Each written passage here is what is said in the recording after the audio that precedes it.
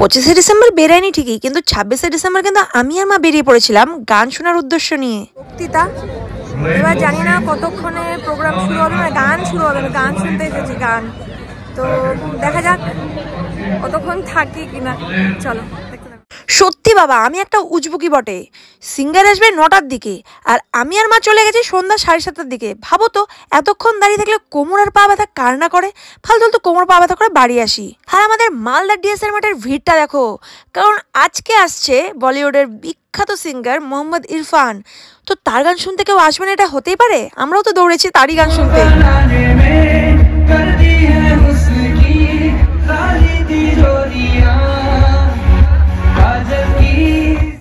এই যে এখানে আমার ঢং শুরু।